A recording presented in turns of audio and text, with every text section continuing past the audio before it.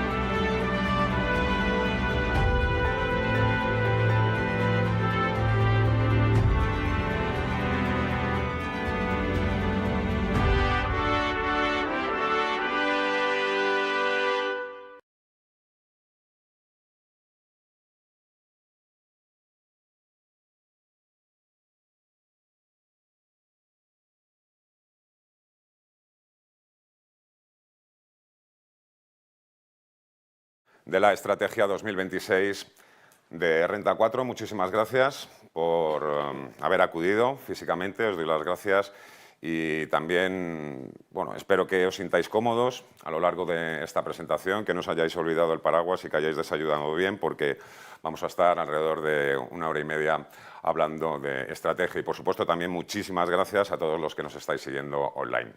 Diciembre es lo que tiene, como sabéis, es lo que toca, todo el mundo busca respuestas, qué va a pasar en 2026, qué va a pasar con mi hipoteca, con mis hijos, con mi casa, con ese coche con el que llevo tanto tiempo soñando. Por supuesto también qué va a pasar con el IBEX 35, que es una de las preguntas que me imagino que los compañeros de los medios de comunicación tienen reservada. Y bueno, en definitiva, ¿qué va a pasar, ¿no? En los mercados? ¿Si va a seguir la fiesta, el baile o toca apretarse el cinturón? Son preguntas, en principio, todas bastante sencillas, pero como todos sabemos, las respuestas no lo son tanto. Puede continuar esta fuerte exuberancia, este motor tan impresionante, la renta variable, o toca frenar un poco.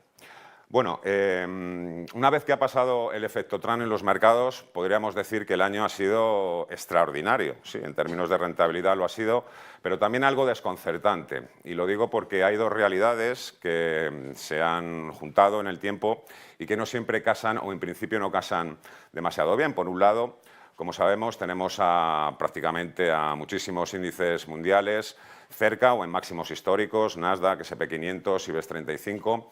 Y por otro lado, pues bueno, tenemos también unos cuantos riesgos sobre la mesa que no han impedido que este año sea extraordinario, pero que sí que continúan haciendo mucho ruido. Sin ir más lejos, hace algunas semanas el sentimiento de mercado era de pánico extremo.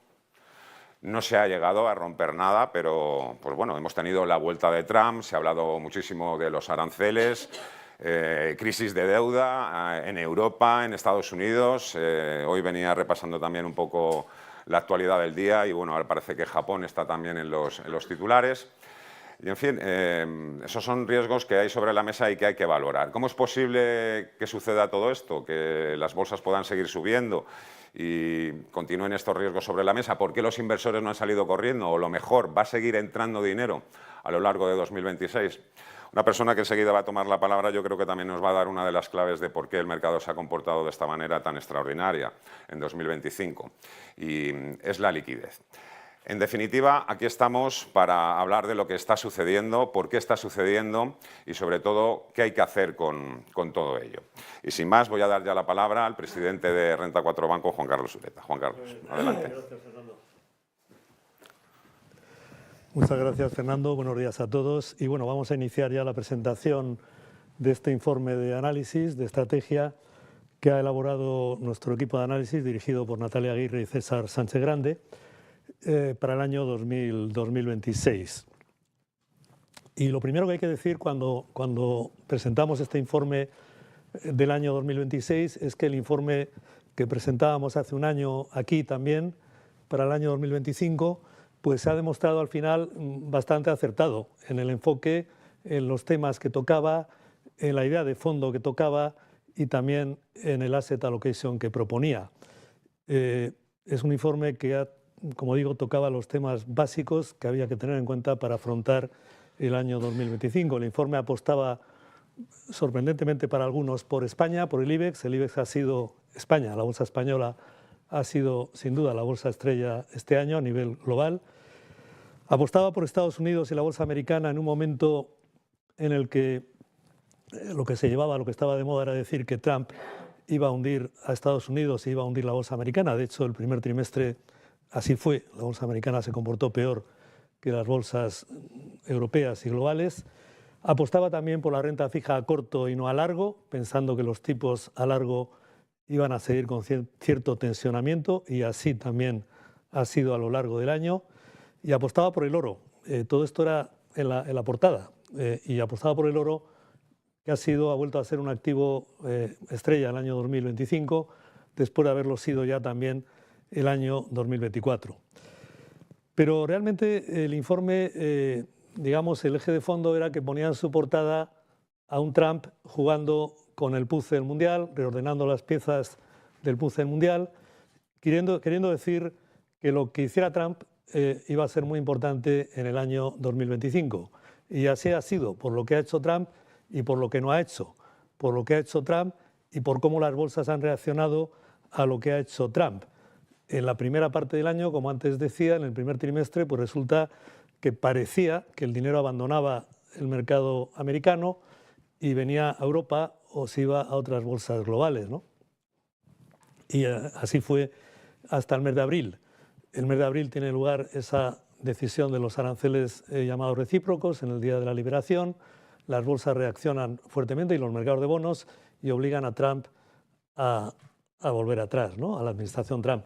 Pero realmente lo interesante, y lo recordaba Fernando Lapuerta en la presentación, es que a partir de ahí, como que los mercados, en lugar de rechazar a Trump, lo que están haciendo es estar muy a favor de Trump. Se han puesto completamente, todo lo que hace la administración americana parece que les gusta, ¿no? ¿Y por qué? Y yo creo que es interesante, por mi parte, en esta breve introducción, comentarlo, ¿no? Pues a mi modo de ver y a modo de ver de Renta 4, ese apoyo sobrevenido, por decirlo así, de los mercados a Trump, tiene mucho que ver con dos decisiones de la administración Trump, que son, de la administración americana, del gobierno americano realmente, que son muy claras a partir del mes de abril. Dos de esas cosas que en Renta 4 a veces llamamos, Jesús Sánchez Quiñones, que está aquí, transformaciones silenciosas, a las que el mercado quizá no ha prestado la atención debida, aunque son obvias y están ahí, pero que a nuestro juicio son decisiones que realmente tienen mucho que ver con esa exuberancia sorprendente de los mercados a partir de abril, que se ha prolongado a lo largo del verano y que se ha prolongado prácticamente hasta el día de hoy, hasta 3 semanas que quedan para finalizar el año 2025. La primera decisión es la apuesta decidida de la administración Trump a partir de abril por un modelo que a mí particularmente me gusta llamar de liquidez total, un modelo monetario ultra expansivo, un modelo en el que la obsesión es que no falte dinero, que haya recursos financieros muy abundantes para financiar lo que es la segunda decisión, que es la apuesta por el crecimiento basado en la inteligencia artificial. Pero primera decisión, dinero. Y por tanto, eso se nota primero en la presión que está ejerciendo la administración americana Trump sobre la Fed, una presión que ha sido continua a lo largo del año para que baje el tipo de interés, para que acabe con el QT. De hecho, el 1 de diciembre la Fed ha acabado con el QT, para que vuelva a expandir balance, ¿no? Por tanto, presión sobre la Fed para volver a condiciones monetarias ultra expansivas. Pero no acaba ahí. Lo más interesante es la apuesta decidida de la administración Trump por el dinero digital privado. Eso se llama stablecoins, eso se llama Bitcoin, eso se llama todo lo que es tokenización de activos financieros y quizá en una última etapa también de activos reales, ¿no?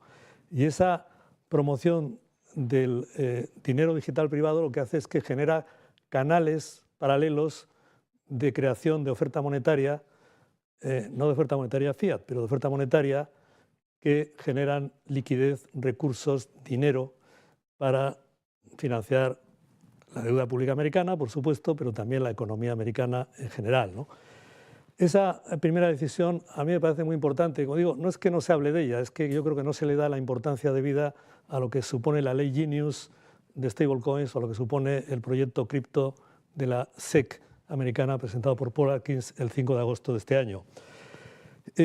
Y creo que es importante, y nos guste o no, yo creo que hoy los bonos del Tesoro americano no estarían donde están, en el 4 y pico, estarían bastante más arriba si no hubiera sido por estas iniciativas y realmente las bolsas, el Standard & Poor's no estaría cerca de 7.000 puntos si no fuera porque se ha producido ese comeback, ese revival, esa remontada en términos futbolísticos de las empresas, de las grandes empresas tecnológicas que han liderado las subidas a partir del mes de abril de una manera extraordinaria y que han sido el motor, ¿no?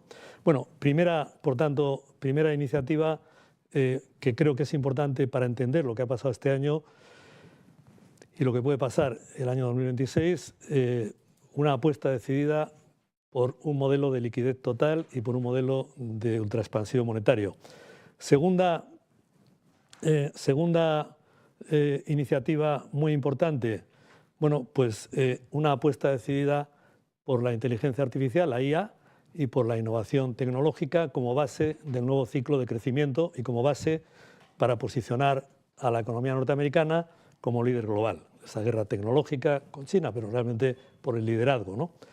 Y conecta con lo primero porque la idea es que tiene que haber recursos para financiar esa apuesta decidida por la IA y por la innovación tecnológica, cuya siguiente etapa será o es ya la computación cuántica. Entonces, la idea es que tiene que haber recursos y si se utilizan bien y si funciona el modelo, habrá crecimiento importante y ese crecimiento ayudará a pagar la deuda y a estabilizar financieramente las cosas, ¿no? Bueno, como digo, creo que esas dos apuestas han sido claves. Creo que la vuelta de las tecnológicas al liderazgo de los mercados que se ha producido de manera, no diría silenciosa porque no ha sido silenciosa, pero de manera un poco que yo creo que no se le ha dado la importancia que tiene. Bueno, es una de esas comebacks que realmente creo que recordaremos durante muchos años, ¿no? Bueno, finaliza el año 2025, empieza el 2026, vamos a escuchar ahora el informe de estrategia. Finaliza con ruido de burbuja, los Michael Burry, Ray Dalio, Nassim Taleb, etcétera, ruido de burbuja en la IA. Finaliza también con algunos muy importantes historiadores económicos y economistas como Barry Eichengreen o como Niall Ferguson diciendo que todo este nuevo modelo monetario, que por cierto se parece bastante a mi modo de ver a lo que fue la QE el año 2011, ¿no? Creo que va a ser algo bastante similar. Bueno, pues hay economistas, hay historiadores económicos importantes que consideran que todo esto va a traer bueno, pues un desastre monetario, ¿no? Al final, ¿no? Bueno, ya veremos, pero son voces que en principio hay que escuchar. Barry Eichengreen no es un cualquiera, ¿no? Y así empezamos el año, ¿no? Y con esa idea que hace pocos días decía Michael Burry, que todo se va a desmoronar, ¿no? Lo decía de manera muy gráfica. Bueno, el mercado no está ahí, el mercado está en otro modo totalmente distinto. El mercado está en la idea de que viene un ciclo de crecimiento global, que el nuevo modelo de liquidez unido a la innovación de la inteligencia artificial, etcétera, etcétera, etcétera, va a funcionar y es lo que está descontando el mercado. No sabemos si se va a equivocar o no, pero hoy por hoy es lo que está descontando el mercado con esas bolsas en máximos, con esos bonos bastante tranquilos, con el dólar, por cierto, también bastante tranquilos. Recordemos que hasta junio el ruido era que el dólar se iba a desplomar. Algunos decían que a 1,25, otros decían que a 1,50. Hemos tenido muchas conversaciones con clientes sobre si había o no que cubrir el dólar en el mes de junio, ¿no? Bueno, y así estamos, ¿no? Y así empezamos el año, o finalizamos más bien el año 2025 y empieza el 2026. Y por eso pues creo que tiene especial interés en este entorno escuchar un poco lo que nos diga el equipo de análisis. Siempre sabemos que no se trata aquí de sacar la bola de cristal o hacer futurología, pero bueno, sí de dar unas pautas, unos parámetros, ¿no? Para poder entender mejor en dónde estamos y qué viene el año 2026. Y sin más, pues ya os cedo la palabra, ¿no?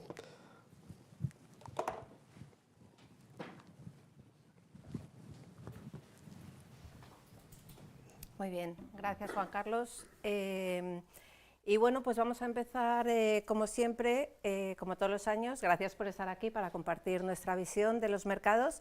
Y vamos a empezar como siempre digo con la portada de nuestra... Permitidme, aquí. La portada que, como bien decía Juan Carlos, el año pasado representábamos a un Trump con el mundo, un puzzle del mundo, colocando bien las fichas de Estados Unidos y descolocando las de China y las de Europa, y es un poco lo que ha sido el año, ¿no? Para 2026, como siempre, intentamos representar un poco lo que creemos que puede condicionar a los mercados, y este año en concreto, para el nuevo año, lo que intentamos escenificar es la lucha por el liderazgo que ha comentado Juan Carlos entre Estados Unidos y China. Tenemos a Trump aquí detrás, mucho menos visible que en la estrategia del 2025, y tenemos a Xi Jinping, ¿no?, intentando, como decimos, liderar la nave. Esto es una lucha no solo por el liderazgo comercial, lo hemos visto este año, ¿no? China era la fábrica del mundo y han llegado los aranceles de Trump, que sobre todo tienen el foco en todo el mundo, pero sobre todo en China. Pero es liderazgo también, o búsqueda de liderazgo tecnológico, defensa, etcétera, etcétera. Y luego tenemos aquí abajo a Europa, que realmente aquí lo que intentamos reflejar es que es un espectador, incluso podríamos decir incluso un tanto dócil, ¿no?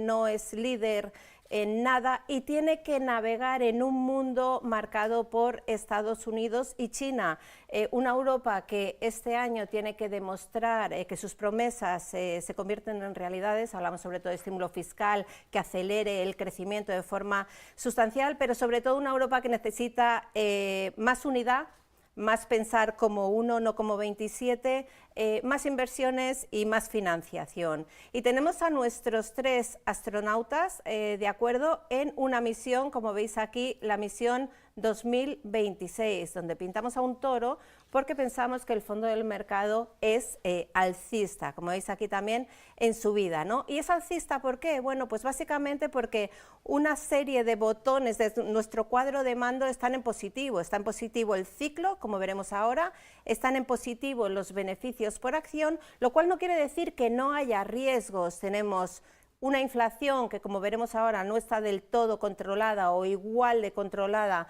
en todas las áreas del mundo, y tenemos por otro lado las valoraciones, ¿no?, que son un tanto exigentes y que, como veremos ahora, pues explicaremos por qué creemos que los mercados pueden seguir subiendo, aunque con una volatilidad intermedia que se podrá aprovechar. Y como bien comentaba Juan Carlos, tenemos también el tema de la IA, todo el mundo hablando de si hay burbuja o es el inicio de un superciclo, y aquí tenemos nuestro combustible, ¿no? Nuestro combustible de la IA con un gran interrogante, hasta qué punto eso va a seguir apoyando a los mercados. Bien, y dicho esto, pues pasamos, voy a exponeros un poco rápidamente cuál es nuestro escenario base de toma de decisiones de inversión. Hablaremos como siempre de crecimiento, de inflación, de tipos de interés que va a hacer la FED, que va a hacer el Banco Central Europeo, de políticas fiscales y de beneficios empresariales. Y a partir de ahí pasaremos a nuestro asset allocation y acabaremos con César, que nos presentará las carteras de inversión para 2026. Bueno, aquí tenéis nuestra visión sobre el crecimiento. Tenemos una visión positiva sobre el ciclo económico porque creemos que tanto políticas fiscales como políticas monetarias van a estar apoyando la actividad económica. En Estados Unidos es cierto, como comentaba Juan Carlos, en un primer momento, en abril, tuvimos un susto con esos aranceles recíprocos tan intensos, pero a partir de ahí se han firmado acuerdos y está aguantando mucho mejor de lo esperado. Hay una gran clave, ahora hablaremos de ello, que es el mercado laboral. Si nos pasamos a Europa, es el año de convertir promesas en realidades. Todo ese estímulo que se ha hablado en defensa, en infraestructura alemana, queremos verlo. Europa es muy de prometer, pero de verdad tenemos que pasar de las palabras a los hechos. Y luego la situación hay que tener en cuenta que es distinta en términos de inflación. En Europa está bastante controlada, por no decir muy controlada, en torno al objetivo del 2%, salvando evidentemente shocks externos que ahora mismo no contemplamos, y por el contrario en Estados Unidos sigue habiendo presión al alza y la clave es que no se desanclen las expectativas, luego veremos un gráfico interesante a medio plazo, ¿no? En este contexto, ¿qué tenemos? Bueno, pues creemos que la Fed va a recortar tipos algo más, hasta irse a niveles neutrales. Probablemente esta noche nos haga la tercera bajada del año y luego creemos que nos quedarían un par de bajadas. Es verdad que probablemente no baje tanto como piensa el mercado, precisamente porque la inflación no está totalmente controlada. Y por el lado del Banco Central Europeo creemos que el trabajo está hecho. Los tipos de interés han bajado del 4 al 2% y creemos que ahí se van a mantener. Empieza a haber también disensión dentro del propio seno del Banco Central Europeo y ya hay una parte del mercado que piensa que puede haber algún movimiento adicional a la baja y Schnabel el otro día, anteayer, del Banco Central Europeo llegó a decir que el próximo movimiento era al alza, ya veremos, ¿no? Y esta neutralidad de tipos y no volver a los tipos cero o negativos del pasado se entiende también en un contexto de políticas fiscales muy expansivas, ¿no? Tanto en Estados Unidos como en Europa. Todo este ciclo económico, en principio positivo, se tiene que traducir en un crecimiento de los BPAs de doble dígito, como veremos ahora. Bien, aquí simplemente comentar el gráfico de la izquierda. Fijaos, esas son las previsiones de consenso. En rojo tenemos a Estados Unidos, en gris tenemos a la eurozona. Fijaos qué bien iban hasta abril y la primera semana de abril, cuando, quiero decir, bien sobre todo en el caso de Estados Unidos, no tanto en Europa, y en el mes de abril, cuando salió Trump con sus aranceles recíprocos tan agresivos, pues empezaron a revisarse las previsiones de crecimiento en Estados Unidos, incluso los más agoreros hablaban de recesión clara. A partir de ahí, Trump dio marcha atrás, se dio cuenta de lo que se estaba provocando y se empezaron a firmar acuerdos comerciales. Esto lo que está permitiendo es que Estados Unidos, aparte de haber aguantado bastante bien en 2025, para el año 2026, como nos indican los PMIs, que son indicadores adelantados de ciclo, están todos en zona de expansión y muestran que Estados Unidos puede crecer más o menos en torno a su potencial, quizá ligeramente por debajo, pero nada de recesión. Tenemos apoyos, los que veis ahí, es política monetaria, es política fiscal expansiva, es el consumo y la inversión, sobre todo en IA, hay mucho CAPEX en IA, y luego son las políticas de Trump, la desregulación, el reshoring, el America First, ¿no? El traerse la producción industrial a Estados Unidos, y por supuesto la energía barata, que de eso hablaremos también porque creemos que es un tema importante de cara al nuevo año. Esto no quiere decir que no haya riesgos de fondo. Yo os diría que quizá el principal riesgo de Estados Unidos es el mercado laboral, es clave, ¿no? Y es clave porque al final va a impactar mucho en el consumo privado, y el consumo privado es un 70% del PIB americano. Por supuesto, también hay que ver qué ocurre con los aranceles, dónde nos quedamos, qué ocurre con las valoraciones, que como os decía antes son exigentes y hay mucha inversión, como veremos luego en un gráfico, de las familias americanas invertida en bolsa, ¿no? Con lo cual hay un efecto riqueza que es ahora mismo positivo, pero que en caso de corrección se puede convertir en negativo y condicionar el consumo privado. Y luego hay otros temas que van dentro de las políticas de Trump, como la menor inmigración, que puede repercutir en mayores salarios, o el elevado déficit público que sigue de fondo, con déficits en torno al 6-7% del PIB, ¿no? Que puede condicionar pues, los costes de financiación. Aquí no voy a entrar más, fijaos dónde nos llegamos a ir en el peor de los momentos, en abril, en el arancel efectivo medio, y a medida que ha ido firmando Estados Unidos acuerdos comerciales con sus principales socios, pues se ha conseguido moderar. Esto no quiere decir que el tema de los aranceles esté totalmente finiquitado, porque recordad que en octubre lo que se firmó fue una tregua de un año con China, que es donde tenemos que mirar más, y creemos que los aranceles en cualquier caso están aquí para quedarse. Hay una fecha importante que es principios del año que viene, que es cuando el Tribunal Supremo va a decidir si los aranceles recíprocos son ilegales o no. Si fuesen ilegales, si los declarase ilegales, creemos que serían sustituidos por otros. O sea que esto creemos que es un tema que ha venido aquí para quedarse. Como os decía, la clave en Estados Unidos, mercado laboral, es lo que está mirando la Fed. Y desde luego aquí hay mucha disensión, ¿no?, en hasta qué punto se está desacelerando el mercado laboral. Es verdad que no se está creando empleo al mismo ritmo que las barras que tenéis ahí, al mismo ritmo que en el pasado, pero también es cierto que puede ser también un problema de oferta, ¿no?, menor inmigración, factores demográficos como la jubilación de los baby boomers, y no tanto por demanda. Yo creo que al final el tiempo lo dirá. Sí que es cierto que, como veis en el gráfico de la derecha, que lo que muestra en gris es las expectativas de empleo de la confianza en la Universidad de Michigan, y en rojo las nóminas no agrícolas, la creación de empleo, lo que sugieren esas expectativas de empleo es que se puede ver una desaceleración adicional. Entonces esto es de lo que tendremos que estar pendientes, sobre todo en Estados Unidos. Y mientras tanto en Europa, ya lo he comentado antes, tenemos que hacer que las promesas de mayor estímulo fiscal en defensa europea, porque ya no podemos depender de Estados Unidos, y en infraestructuras alemanas se conviertan en un hecho, se conviertan en realidad. Si tenemos esa política fiscal expansiva que realmente se materializa y tenemos unas condiciones financieras favorables, porque el Banco Central Europeo ha bajado los tipos del 4 al 2%, creemos que son apoyos suficientes para que reviva el crecimiento, por decirlo así, en Europa y sobre todo, bueno, pues en economías como la alemana, ¿no?, que es la primera economía de la zona euro. También tendríamos otros factores en positivo, como podría ser la resolución de conflictos bélicos, como el de Ucrania, lo cual no quiere decir, igual que en Estados Unidos, que no tengamos riesgos. Seguimos teniendo riesgo de aranceles, seguimos teniendo riesgo en determinados países, como es Francia, ¿no?, una situación político-presupuestaria muy complicada, un gobierno muy dividido, y luego tenemos también a China. Hoy leía en el Financial Times que Europa estaba un poco enfadada con cómo China estaba manteniendo artificialmente débil su divisa, que eso nos estaba haciendo daño, ¿no? Corremos el riesgo de que nos sigan inundando de sus productos. Y luego un riesgo muy importante que creemos que el mercado no está valorando y que ya veremos qué ocurre con él en Europa es el uso de los activos rusos congelados, ¿no? Eso podría tener un problema importante. Hablábamos de China. China, que la verdad es que su economía, a pesar de que esté luchando por los liderazgos, como decíamos en la portada de la estrategia, la verdad es que la economía se mantiene débil, sobre todo la demanda interna.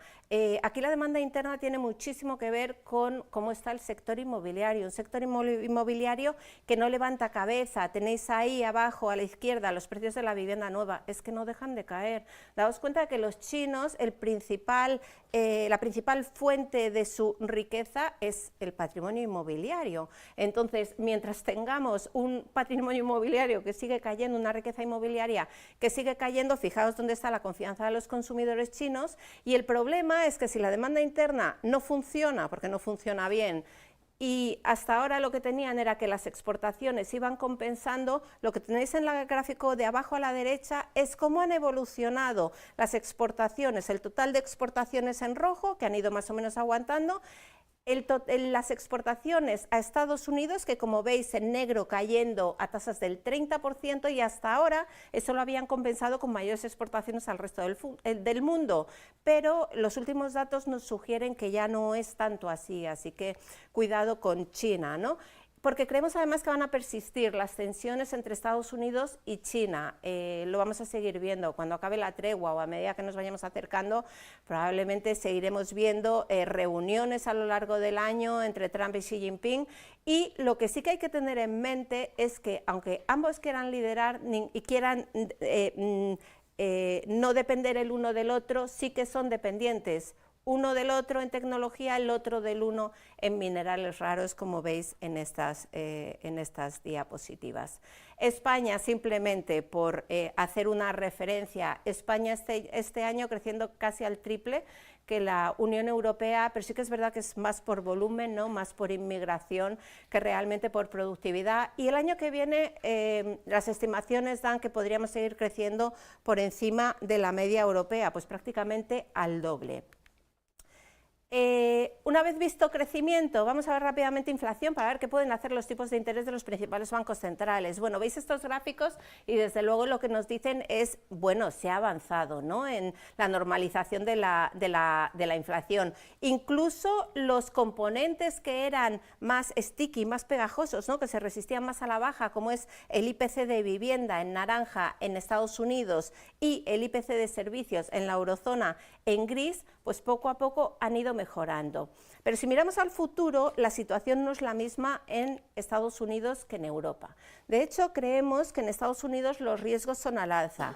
Este gráfico lo que nos está diciendo es cuál es el porcentaje de componentes del IPC que tiene una inflación mensual superior al 3%, cerca del 60%, o sea que aquí hay que tener cuidado. No sabemos si estamos ante el segundo pico de inflación o no, pero sí que hay factores que nos hacen ser precavidos, ¿no? Ahora mismo la inflación está en el 3% en Estados Unidos. Sabéis que el objetivo de la FED es un 2%. ¿Cuáles son los riesgos al alza a corto plazo? Desde luego los aranceles. Hasta ahora las compañías han asumido en menores márgenes el impacto de los aranceles, pero ya empiezan a trasladarlos al precio final de venta, ¿no? Tenemos la limitación a la inmigración, como hemos hablado antes, que podría incidir al alza en los salarios, y luego tenemos el nearshoring, ¿no?, el traer toda esa producción lo más que pueda Trump a Estados Unidos, y aquí ya lo importante es que la producción no busca el sitio más barato para producir, sino que busca la seguridad, ¿no? Y eso es a base de mayor coste. Y luego tenemos otros factores como la depreciación del dólar y un tema muy importante que luego veremos cuando hagamos un rápido repaso a la IA, el tema de la energía. La IA necesita muchísima energía. En los últimos 3 años el precio de la electricidad en Estados Unidos ha subido un 35%. Cuidado con esto. Y lo más importante es que esta presión a corto plazo en la inflación no se traslade a largo plazo. Estos dos gráficos lo que nos está diciendo es dónde ve el mercado la inflación dentro de 5 años. Entonces veis que la situación es muy distinta en Estados Unidos, donde hay un 60% de probabilidad de que la inflación esté por encima del 2,5 en 5 años, es decir, claramente por encima del objetivo, y en cambio en Europa hay un 70% de probabilidad de que esté por debajo del 2,5, lo que es lo mismo, un 30% solo de que esté por encima del 2,5. ¿Qué quiero decir con esto? Que en Europa está bastante bien controlada y en Estados Unidos no tanto. Y aquí hay varios focos de tensión que podrían hacer que se desanclasen las expectativas de inflación en Estados Unidos y tener un problema. Uno es que se priorice excesivamente el objetivo de empleo. Sabéis que la FED tiene 2 objetivos, empleo, pleno empleo, y objetivo de inflación 2%. Bueno, si se dedican demasiado a impulsar el empleo y no miran la inflación, ahí tenemos un problema. Y el segundo punto es que se cuestione la independencia de la FED.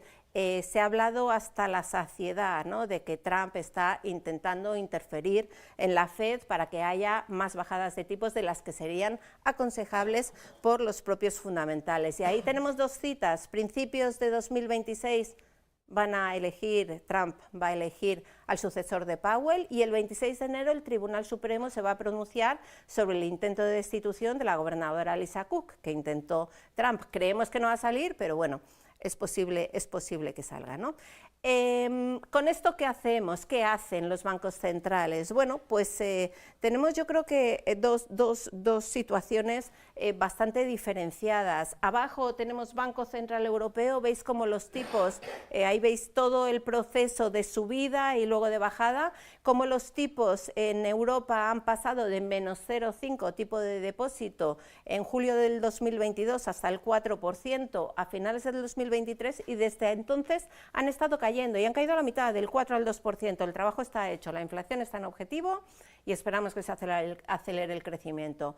¿Qué ocurre con la Reserva Federal? Bueno, pues con la Reserva Federal lo que ocurre es que subieron de 0 a 5,5, han bajado ya 150 puntos básicos y creemos que tienen un poquito más que bajar, en torno a 75 puntos básicos, 3 más, una este año, que creemos que hoy bajarán tipos, y otras 2 el año que viene, pero esto es menos de lo que prevé el mercado. ¿Y por qué la FED baja tipos? Pues por lo que os comentaba antes, el empleo. El empleo bajó tipos el 17 de septiembre, volvió a bajar tipos a finales de octubre. Creemos que hoy va a ser la tercera y si no la hace hoy será simplemente cuestión de tiempo. Nos iremos a la siguiente reunión, que es el 28 de enero del 26, y los bajará.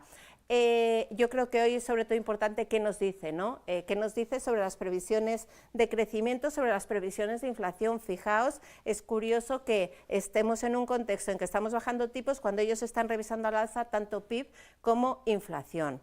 Y como veis en el gráfico de abajo a la derecha, que es el dot plot de la FED, ¿vale? La línea roja es el dot plot donde creen los miembros de la FED que van a estar los tipos de interés al final de cada año, y por debajo en azul está lo que espera el mercado, es decir, el mercado cree que va a haber más bajadas de tipos de las que prevé la FED. Ese es un punto de riesgo porque si la FED no baja tanto, pues desde luego puede quitarle un impulso al mercado. Como os decía, el BCE tiene el trabajo hecho, tiene un PIB que va poco a poco mejorando, tiene un IPC en el 2% y ahí no creemos que vayamos a ver más movimiento. Y esta es la perspectiva, para que tengáis toda la perspectiva de los tipos de interés de lo que han hecho en los últimos 25 años. ¿Por qué os ponemos la perspectiva? Pues básicamente para deciros que no creemos que los tipos de interés vayan a volver a niveles de cero o negativo incluso. Y la razón principal, y esto ya, yo creo que esta misma diapo la traíamos el año pasado, es que estructuralmente la inflación a futuro va a ser más alta que en el pasado. Y ahí, como decía Juan Carlos, liquidez, muchísima liquidez, desglobalización, descarbonización, demografía china. No me repito, esto es lo mismo que hablábamos el año pasado, pero creemos que los tipos de intervención no van a volver a los niveles anteriores. Y sobre todo no van a volver tampoco a los niveles anteriores porque se sigue dando a la máquina de la deuda, ¿no? De la política fiscal expansiva a ambos lados del Atlántico. En Estados Unidos es muy difícil reducir el déficit público. Vamos a seguir teniendo años de 6-7% de déficit público sobre PIB, como veis abajo, y el problema es que gran parte de ese gasto público es obligado, ¿no? Con lo cual es muy difícil salir de esa rueda. Y luego tenemos a la derecha la eurozona, el estímulo fiscal que esperamos en 2026 y como veis en el gráfico de arriba a la derecha, cómo ha cambiado la película, ¿no? Antes era Estados Unidos la que en los años anteriores la que más estimulaba la economía por el lado fiscal y ahora, sobre todo con la gran inversión en defensa que tenemos que hacer porque Estados Unidos ya no nos va a proteger y con las infraestructuras alemanas pues se espera que sea un incremento significativo, ¿no? Y aquí volvemos a hablar un año más de deuda que ha hablado Fernando también. Deuda pública sigue creciendo, tenéis arriba Estados Unidos, Reino Unido, y luego tenemos zona euro y Alemania, pero sí que es cierto que en la zona euro la situación es muy distinta entre unos y otros países. Veis que el peor posicionado con diferencia es Francia, tiene una deuda pública pues de entre las más altas, ¿no? sobre PIB y además tiene un déficit fiscal que es muy elevado y además es muy complicado rebajar. Ayer consiguieron pasar el presupuesto de la Seguridad Social, pero ahora tienen que pasar los presupuestos nacionales enteros y parece francamente complicado. Y en el otro lado de la balanza tenemos a Alemania, ¿no? Tienen margen de sobra para hacer estímulo fiscal. Hasta ahora no estaba dispuesta, ahora sí que lo está. Así que esperemos poder aprovechar eso en 2026. Y precisamente todo este volumen de deuda que sigue creciendo lo que nos hace, y esta semana esto se hablaba mucho, seguir presionando, ¿no? A las tires más largas. Esto concuerda muy bien o lo asociamos a por qué no queremos asumir duración en nuestras carteras, como veremos luego en el asset allocation. Bueno, ya hemos fijado el escenario de crecimiento, de inflación, tipos de interés, políticas fiscales. ¿Qué han hecho los mercados y qué creemos que pueden hacer en 2026? Bueno, aquí tenéis simplemente un poco el resumen, ¿no? A la izquierda tenemos las principales bolsas, veis que el IBEX destaca claramente, 41%, me estaba acordando cuando hacíamos la estrategia de este año, que el año pasado dábamos una subida en torno al 15-16% del IBEX y nos decían que era una auténtica barbaridad porque ya llevábamos 2 años de fuertes subidas. Bueno, pues la verdad es que ha batido todas las previsiones, ¿no? Pero Europa tampoco lo ha hecho mal, en torno a un 15%, lo mismo que el S&P 500. Es cierto que cuando nos lo traemos a euros, pues evidentemente con la depreciación que hemos tenido del dólar, en torno al 12% en el año, pues la rentabilidad queda más reducida, ¿no? Y yo de este cuadro también os destacaría el oro, ¿no? El oro ha sido una de nuestras apuestas, yo creo que los 3 últimos años, y la verdad es que lleva 3 últimos años espectaculares, especialmente ¿no? Con una revalorización del 61% y que creemos que es un activo que estructuralmente hay que seguir teniendo en carteras, ¿no? Por todo lo que significa. Simplemente aquí para que veáis, ¿no? la evolución de los principales índices bursátiles, las bolsas del mundo, de España, Europa, Estados Unidos, ¿no? Estamos en máximos históricos y la cuestión es cómo hemos llegado ahí, porque es muy importante saber por qué han subido las cotizaciones. Entonces veis que la situación es bastante distinta de cómo lo ha hecho Estados Unidos, Europa y España. Este año lo que ha subido Estados Unidos ha sido todo por mejora del beneficio empresarial. ¿Veis que el PER no ha mejorado? Está en máximos históricos, pero ahí estaba. Pero el BPA ha subido un 12%. En cambio, en Europa la situación es totalmente la contraria. Los PERes se han expandido mucho, un 17%, y el BPA ha caído un 2%. Y en el IBEX tenemos una mezcla de los dos. Hemos mejorado mucho PERes, pero hemos mejorado también BPAs. ¿Qué ocurre con esta situación de los PERes? Pues que fijaos dónde estamos en términos históricos. Esto es el PER a 12 meses vista, con los resultados a 12 meses vista, del SP en 23, del Stock 600 en 15 y del IBEX 35 en 13. Estos son valoraciones, como podéis ver en la tabla de arriba, donde comparamos con la media de los últimos 25 años, pero también hemos optado por hacer la comparación con los 3 últimos años, que es donde ha metido más impulso la IA, ¿no? Para que sea realmente algo más homogéneo. Entonces los múltiplos sí que es cierto que tú ves el gráfico y dices, son exigentes, ¿no? Pero creemos que no lo son tanto en un contexto de elevada liquidez. Vuelvo al tema que comentaba Juan Carlos, ¿no? Que es uno de los grandes apoyos de las bolsas, de crecimiento económico y de resultados empresariales, de más demanda que que oferta, y el tema de la inversión pasiva, que ahora veremos un gráfico. Estas subidas, sobre todo, y lo hemos hablado 1000 veces, muy concentradas, si veis, en Estados Unidos son los semiconductores, en Europa son los bancos. Y esto nos lleva a intentar diseccionar un poquito por dentro los índices, ¿no? Y como veis ahí a la izquierda, tenemos el número de compañías que están en niveles de PERes, por ejemplo, 238 compañías están en niveles de PERes de entre 10 y 20 veces, es decir, por debajo del índice. Entonces, ¿qué quiero decir con esto? Que ahí os hemos puesto sobre todo los 7 magníficos y las compañías de consumo, ¿no? Para que seamos conscientes de que hay muchas compañías que están en niveles baratos de valoración. Y eso lo demuestra también la evolución del SP, ha subido un 85% desde 2020, pero en cambio, si cogemos el equiponderado, que coge todos los valores con iguales ponderaciones, la revalorización ha sido mucho menor, con lo cual lo que se demuestra aquí es que desde luego es aconsejable y esperamos que haya cierta rotación. Os voy a dar 3 apoyos, os voy a dar los riesgos para las bolsas para que veamos por dónde andamos. Terminamos con el asset allocation y pasamos a carteras. Los apoyos de las bolsas, no voy a incidir más, liquidez. A la izquierda tenéis Estados Unidos, pero a la derecha tenéis todo el mundo, y lo que se ve claramente es que China es una de las grandes proveedoras de liquidez y que lo va a seguir siendo, porque como os comentaba antes, su economía no va bien y van a tener que seguir intentando reactivarla. Parte de esa liquidez acaba desde luego en los mercados internacionales.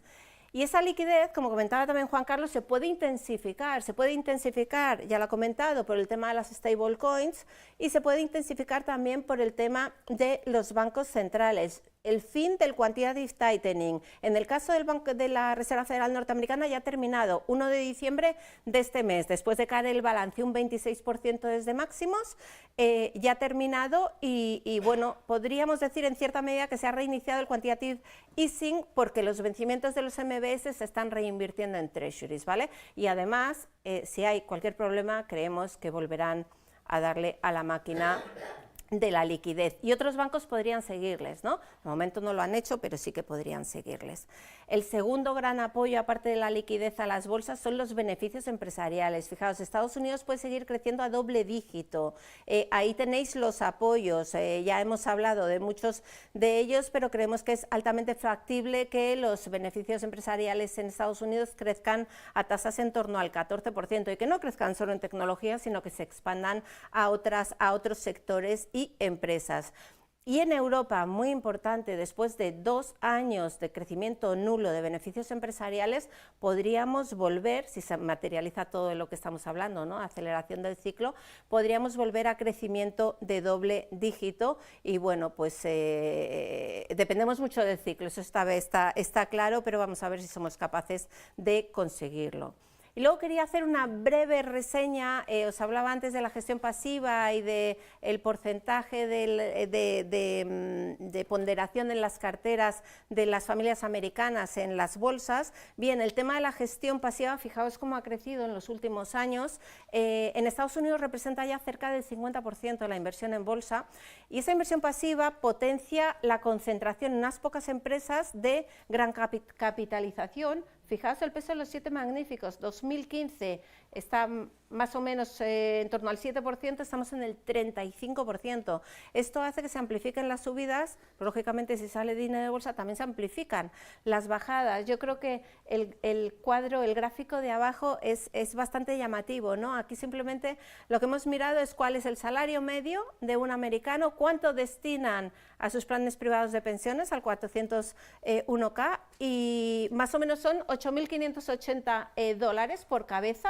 De eso un 71% va a bolsa. Si tenéis en cuenta el porcentaje que va simplemente por el peso que tienen cada acción en bolsa, ¿cuánto va a los 7 magníficos? Estamos hablando que un 25% de ese dinero que entra de cada americano al año se va a las 7 magníficas, independientemente de que estén baratas o caras.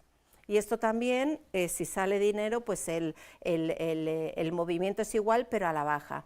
Y sí que os quería enseñar también este gráfico, que es mucho gráfico, pero fijaos solo en las 2 columnas finales. Aquí lo que nos están diciendo es que entre 2007 y 2022 el peso que destinan en sus carteras los inversores americanos a renta variable ha crecido de forma muy intensa. Y esto es un apoyo, desde luego, para las bolsas, pero también es un riesgo. En caso de que las bolsas caigan, esto puede suponer un efecto riqueza negativo que podría afectar al consumo. Así que, con todo esto, ¿qué os quiero decir?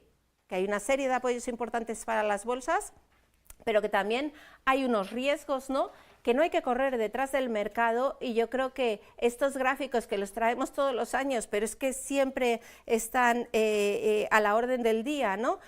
Hay que aprovechar la volatilidad del mercado y las oportunidades que nos da para comprar a niveles más atractivos. Fijaos, arriba a la derecha tenemos el SP500, ese menos 21, ese puntito amarillo, eso es lo que cayó la bolsa con los aranceles de abril. Ahí hubo una oportunidad de compra muy positiva y ahora tenemos una rentabilidad en el año acumulada del 16%. El caso es todavía más llamativo, no por la caída, que es menor en el IBEX, un 14%, pero llevamos un 41-44% ahora, porque desde que cerramos esto ha subido un poquito más. ¿Y qué puede hacer que haya otra situación como la de abril y que nos conceda una oportunidad de compra a precios más interesantes? Pues ahí os lanzo unos cuantos riesgos. Yo creo que estamos bastante hartos de oír hablar de todos ellos, ¿no? Aquí la idea que queremos lanzar es: sí, somos constructivos en renta variable, pero hay una serie de riesgos latentes que pueden imprimir volatilidad al mercado. Valoraciones de la IA, ahora vamos a hablar muy rápido de eso, que los tipos FED bajen menos de lo que descuenta el mercado, que el ciclo no aguante en Estados Unidos o no se recupere en Europa, o que haya repunte de tires y genere fricción con las bolsas, ¿no? Por supuesto está la geopolítica, no nos podemos olvidar, parece que en los mercados, las bolsas han olvidado de la geopolítica, pero la geopolítica está ahí y uno de los temas que más nos preocupa es el uso que se puede hacer de los activos rusos congelados, porque podría tener derivadas importantes, y no nos podemos olvidar de los aranceles, va a seguir habiendo ahí tensión entre Estados Unidos y China, y de problemas particulares en países como Francia. Os voy a hacer un repaso muy rápido de la IA, ¿vale? Porque lo teníamos en nuestra portada y yo creo que no podemos pasar una estrategia 2026 sin hablar de la IA por todas las implicaciones que tiene, ¿no? Estamos en una burbuja, estamos en un superciclo. Yo francamente no lo sé, creo que nadie lo puede saber y que el tiempo lo dirá, ¿no? Pero lo que sí que es cierto es, si miráis el CAPEX que están dedicando las compañías de la IA, parece que esto ha pasado de ser una moda pasajera a una tendencia estructural de inversión global, como decimos ahí, y que el sector podría estar entrando en un superciclo que va a transformar industrias enteras. Ahora bien, esto da un poco de vértigo. Miramos cómo han evolucionado desde enero del 23 las cotizaciones de las principales compañías de la IA y no podemos hacer otra cosa que preguntarnos, ¿vamos demasiado rápido para la situación, para la fase actual del ciclo? Todas esas inversiones, todo ese CAPEX que se está haciendo, ¿de verdad va a rentabilizarse? ¿Vamos a conseguir superar todos los retos que hay por detrás, que es el tema de la energía, muy importante, los cuellos de botella en la cadena de suministros de la IA, ningún país controla a todos, que la IA sea económicamente rentable, que haya un incremento de productividad, ¿no? Y todos los problemas legales que puedan ir asociados. Entonces, ¿estamos o no estamos en una burbuja? ¿Miramos ratios? Miramos PERES. Fijaos, hemos cogido 3 burbujas. Lo que tenemos ahora, que no lo consideramos una burbuja, ya os lo adelanto, la burbuja tecnológica del año 2000 y la burbuja de Japón de la banca en el 89. Como veis, la mediana de PERES que se pagaron en las 2 anteriores burbujas está en 53 veces, ahora mismo estamos en 22. Así que sí, las valoraciones pueden ser un tanto exigentes, pero no extremas. Un tema muy diferencial con respecto al 2000, la burbuja tecnológica del 2000. Hoy las compañías tienen beneficios y generación de caja robusta de sus negocios principales. En aquel entonces había empresas que no tenían ni modelo de negocio. Hoy en día hay ya o empieza a haber un impacto tangible y transversal de la inteligencia artificial. Está empezando a transformar sectores a través de un incremento de productividad. Luego también es importante, sabéis que cada vez que Nvidia, entre otras, va a publicar resultados, está todo el mundo pendiente, todo el mercado expectante, ¿no? Y lo cierto es que siguen cumpliendo, incluso excediendo previsiones de resultados, y las guías siguen teniendo un tono positivo, ¿no? Y sobre todo no hay un número elevado de salidas a bolsa que sugieran euforia como nos pudo pasar en el 2020. Ahora bien, creemos que no hay una burbuja generalizada, pero sí que hay señales de alerta. Y son las señales de alerta que seguimos viendo en los últimos meses. 1, la circularidad de las inversiones. Este gráfico ha corrido por todo el mercado, pero es que habla por sí solo, ¿no? Hay mucho riesgo de financiación cruzada. Si uno de los actores tiene problemas, puede producirse un cierto efecto dominó, porque tienen la misma base inversora y la misma base tecnológica. Segundo tema que nos preocupa de la IA, cada vez más recurso a deuda. Hasta ahora se había financiado gran parte de todo ese CAPEX que hay que hacer con el propio flujo de caja de las tecnológicas, pero ahora cada vez hay más deuda y cada vez hay más proyectos fuera de balance, ¿de acuerdo? Que es importante. Y creemos que hay determinados eslabones débiles. Os doy 2 nombres, uno es Oracle y el otro es OpenAI. ¿Vale? Oracle, yo creo que también habla por sí solo, el gráfico de arriba a la derecha. Nvidia inyecta capital en OpenAI, OpenAI lo reinvierte en Oracle, Oracle compra chips de Nvidia. Bueno, es una situación que evidentemente pues hay que tener cuidado, ¿no? De hecho, si recordáis, cuando Oracle se anunció la inversión de OpenAI, subió un 36% en un día. Desde entonces lo ha perdido todo. Es el gráfico que tenéis abajo a la derecha, la cotización de Oracle en rojo, veis cómo ha perdido todo. Y por el contrario, los CDS, los seguros contra impago, se han triplicado en los últimos meses. No estamos diciendo que Oracle haya un riesgo real de impago, pero sí que es verdad que se puede estar utilizando como cobertura ante potenciales excesos de la IA. Y la otra compañía que nos preocupa en cierta medida es OpenAI, ¿no? Tenemos ahí un modelo de negocio que la verdad es pérdidas masivas, no se espera break-even hasta 2030, solo 13.000 millones de dólares de ingresos previstos para este año, cuando la valoración que se está dando a OpenAI es de medio billón, y casi 1,5 billones de compromisos de inversiones en los próximos 8 años. Bueno, creemos que estas cosas hay que vigilarlas. Y por último, el tema de la energía. Solo me voy a parar. El crecimiento de la demanda de electricidad para data centers en Estados Unidos va a ser explosivo hasta 2030, ¿no? O sea que fijarnos no solo en IA, sino en todo lo que gira alrededor y que puede constituir una buena inversión. Nuestra conclusión es que no hay una burbuja generalizada en la IA, sí que tendríamos una aproximación prudente porque hay señales de aviso. Fijaos en Nvidia, en los últimos 5 años el beneficio se ha multiplicado por 27, la valoración por 14, lo cual nos indica que tampoco está tan cara, pero sí que es verdad que es muy difícil seguir manteniendo márgenes del 75% y hay que vigilar muy mucho la competencia que puede ir surgiendo, pues como los TPUs de Google, ¿no? Así que sí tendríamos exposición a la IA, pero de forma diversificada e incluyendo ganadores de segunda derivada que estén cotizando a niveles menos exigentes. Y ya terminando con todo esto, ¿dónde ponemos nuestro dinero en 2026? Bueno, pues diferenciaríamos como dos focos u horizontes temporales, ¿no? A largo plazo creemos que va a seguir habiendo erosión monetaria en un escenario de hiperliquidez, y ahí creemos claramente en el largo plazo hay que invertir en activos vinculados a la economía real y al crecimiento de la economía real.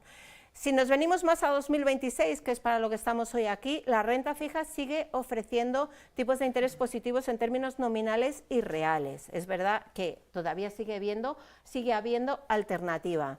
Sí que es verdad, y aquí nos mantenemos, como el año pasado, en deuda pública, seguiremos en duraciones cortas. Os decía antes, las duraciones largas no nos gustan.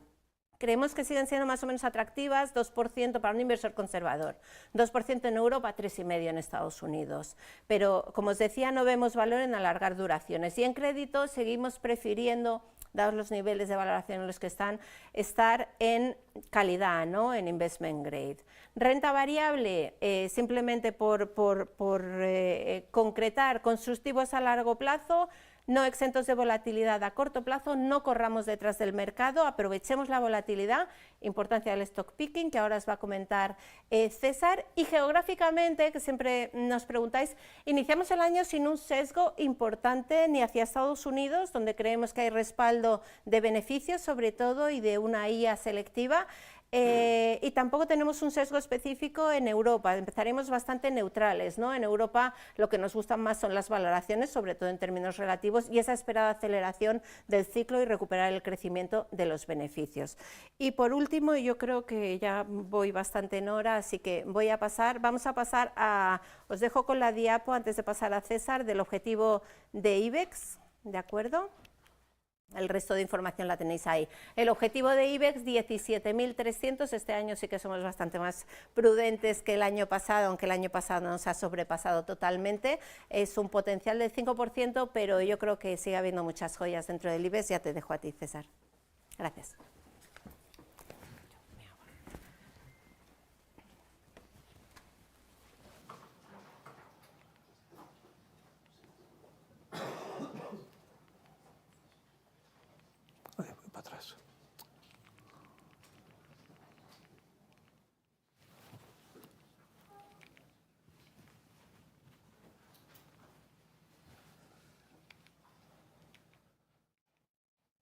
Bueno, muchas gracias, Natalia. Ahora os vamos a presentar las carteras de cara a 2026.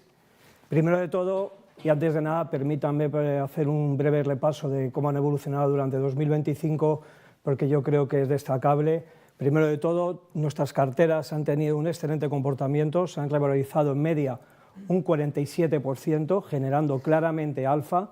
Hemos batido al benchmark en 7 puntos porcentuales y un comentario, batir al benchmark en un año en el que ha subido más de un 40%, consideramos que es tremendamente complicado y pensamos que ha sido pues un acierto del equipo de análisis.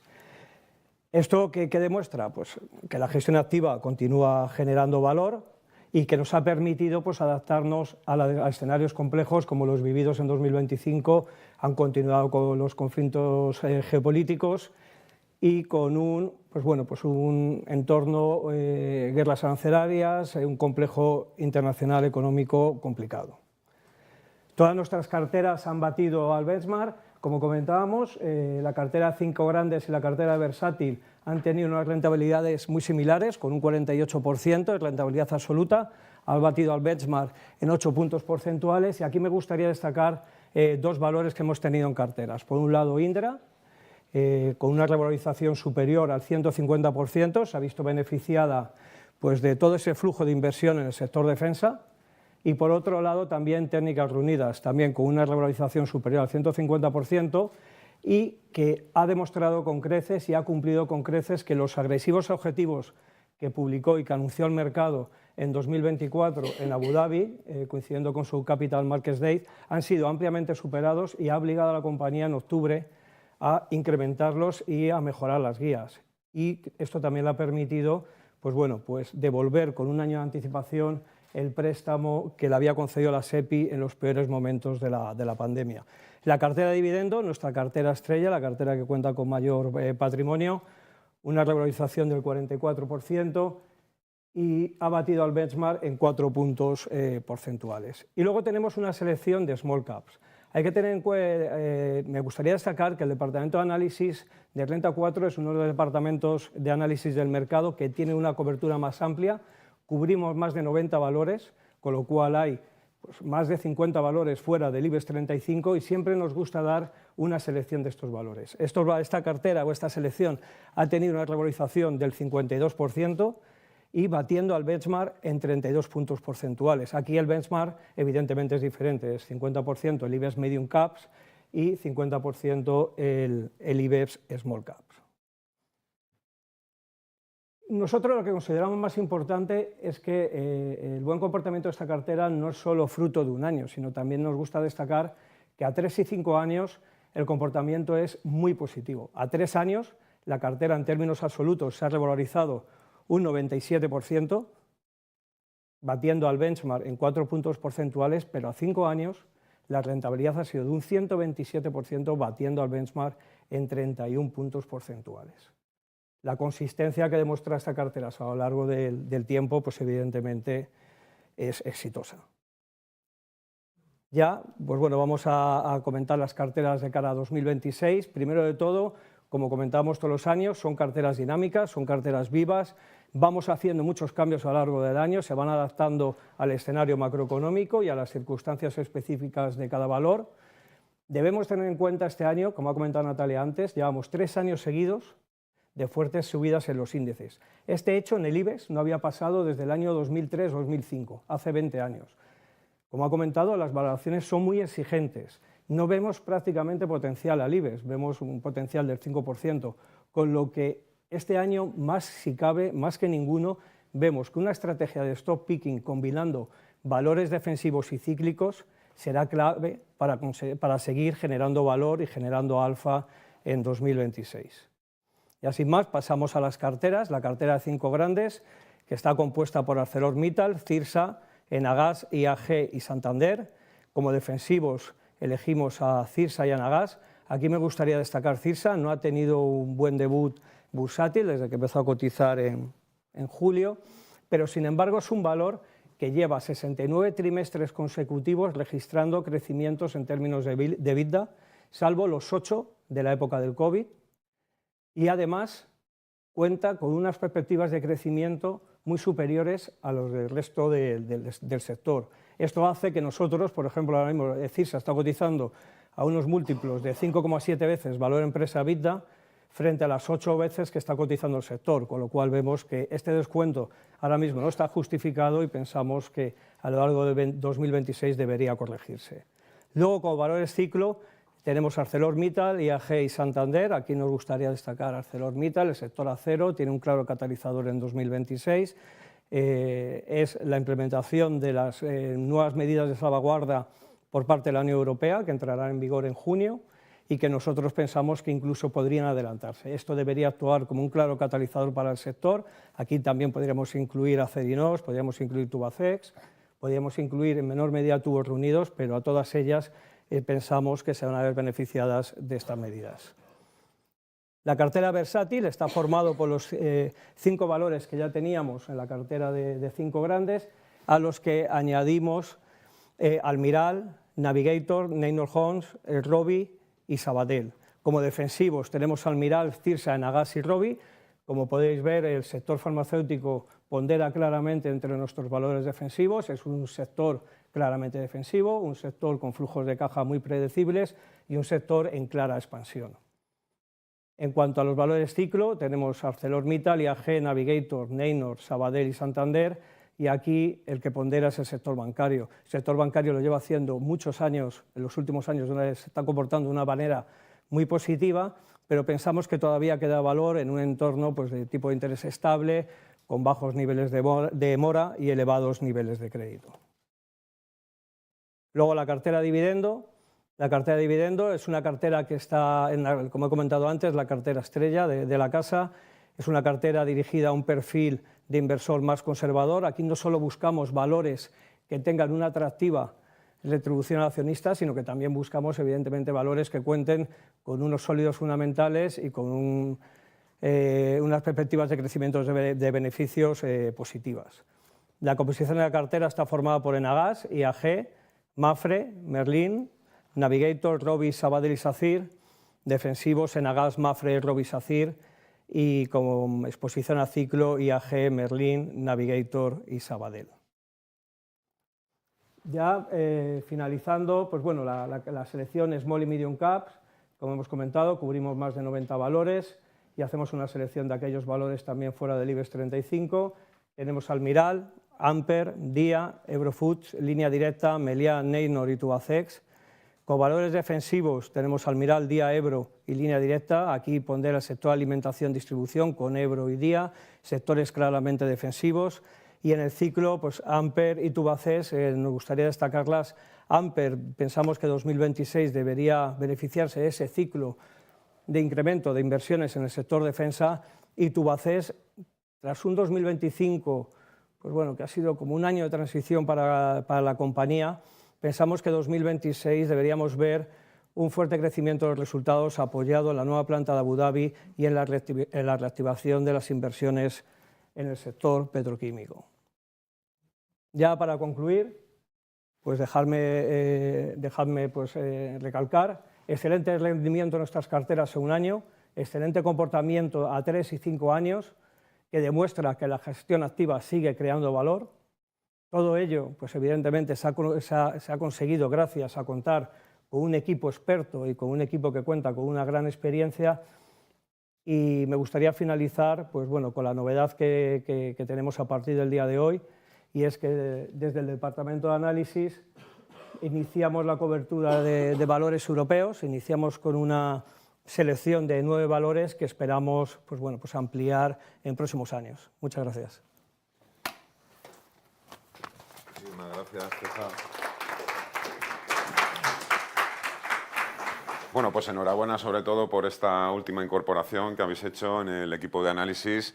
Creo que esto compensa de alguna forma un poco esa imagen con la que habéis definido de alguna forma el papel de Europa en 2026. Creo que Ursula von der Leyen quiere hablar contigo personalmente, Nuria, porque no sé si estará muy de acuerdo con cómo habéis representado Europa con ese perro. Bueno, creo que Natalia ha dibujado un escenario optimista, constructivo para la renta variable. Evidentemente Va a haber muchos vientos de cara, tensiones inflacionistas, posiblemente en Estados Unidos, tensiones comerciales con China, baja demanda en China también, que no vamos a tener que perder de vista todo lo que sucede en ese país, pero evidentemente también con muchos vientos a favor, liquidez y sobre todo esas promesas de estímulo fiscal que pueden convertirse en los principales motores del crecimiento económico y que pueden desembocar en rentabilidades de doble dígito, ¿no?, en los BPAs, en los resultados empresariales. Creo que tendréis muchísimas preguntas concretas que hacer, sobre todo los que sois periodistas. Vamos a bajar ahora mismo al terreno de juego, pues un poco para hablar de valores más concretos, que es lo que imagino que tenéis curiosidad por saber lo que va a pasar en el sector financiero, con las renovables, con las eléctricas, Inditex, casos muy concretos, IBEX 35, aunque nos pueda saber un poco a poco, ¿no?, esa previsión que tenéis del 5% para el IBEX 35, pero claro, habéis recordado muy bien también de dónde venimos, ¿no?, de los 3 últimos años del IBEX 35. Y quizás lo más importante, yo me quedaría también con lo que sucedió el año pasado, pues quizás esa previsión de los 14.000 puntos se ha quedado corta, pero es que los demás ni siquiera se acercaron, ¿no? Y ha sido mucho mejor haberse quedado corto, pero lo más importante en este caso es haber hecho ganar dinero a los clientes del banco, que es realmente de lo que se trata, no de tener razón ni de afinar y acertar con un número mágico, ¿no? Y ahora sí, por favor, Natalia y César, si queréis, me acompañáis y presentáis al equipo completo de análisis de Renta 4. Si os incorporáis con nosotros, por favor. Yo que tú y yo nos sentamos aquí. Bueno, yo pero Nuria Álvarez, Javier Díaz, Pablo Fernández, Mosteirín, Ángel Pérez, Iván San Félix, Eduardo Imedio y Álvaro Aristegui. Así que podéis preguntar lo que queráis y en la medida de lo posible resolveremos vuestras dudas. Pues a ver, primera pregunta, vamos con ello. Hola, soy Carmen Rosique de Expansión. Quería preguntaros por qué en vuestras carteras no incluís a algunos de los valores con más potencial respecto a vuestro precio objetivo, como pueden ser Celnex, Colonial y Puig.